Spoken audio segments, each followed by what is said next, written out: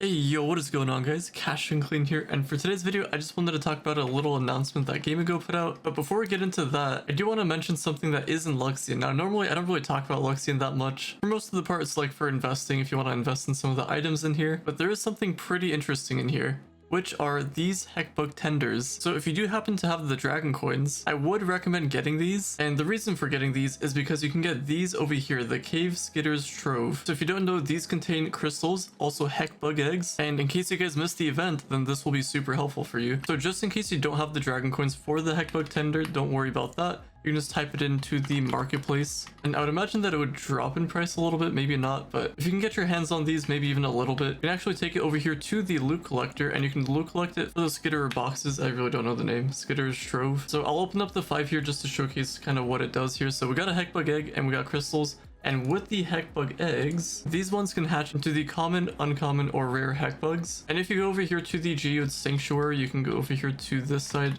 across from the green portal there. You can go ahead and put one in and they hatch really fast. So they're not like your typical like bronze eggs or anything like that. Like these ones will hatch pretty fast. You can just sit there and wait.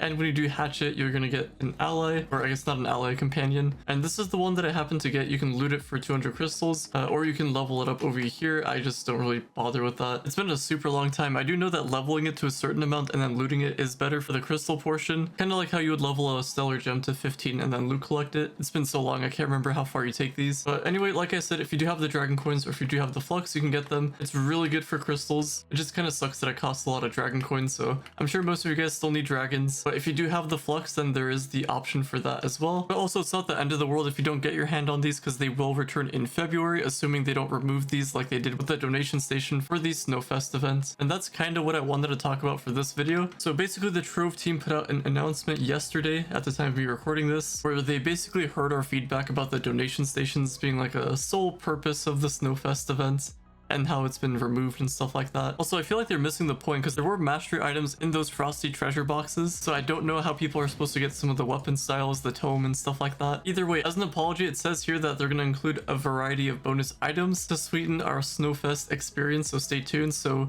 whatever ends up happening is most likely going to be on either Monday or Tuesday of this week. And if they delay it any more, then that really doesn't make sense. But it's probably going to be Monday or Tuesday if I had to guess. Now, when they put out that message, I don't know if that's separate from this or if they're just talking about stay tuned for more rewards like this or something. And if it's just these rewards, or if they put out some type of sale in the store, then that's just going to be really sad. Because I can already see a lot of people quitting Trove just because of the frosty boxes not being here. Like, it would have been a super huge help for dragons, anything power rig related, things like that. And the fact that we've just had meaningless updates and just really bad stuff lately. I've mentioned this on stream, but Trove has basically one more chance at like kind of redeeming themselves. So the next update that they put out, like the next big one, if that one is just as useless, I can see a lot more people just leaving the game. Because there's already like what, Path of Exile, I think there's a couple other new games out there. I'm not like too big on all those games, I kind of just stick to Trove. Even with all the bad updates, I still enjoy this game. But yeah, I don't know what's gonna happen with this game. I really hope that none of you guys end up quitting, because the less people playing Trove, that means eventually it'll just probably shut down. But at this point, that's just a running meme. Who knows if that's actually gonna happen? I feel like Trove is one of their more profitable games. And I guess on that note, there is one more thing. There is newer stuff in Cranny, so if you do keep up with the mastery stuff, there is all this stuff. This will go into rotation in 4 days at the time of me recording this.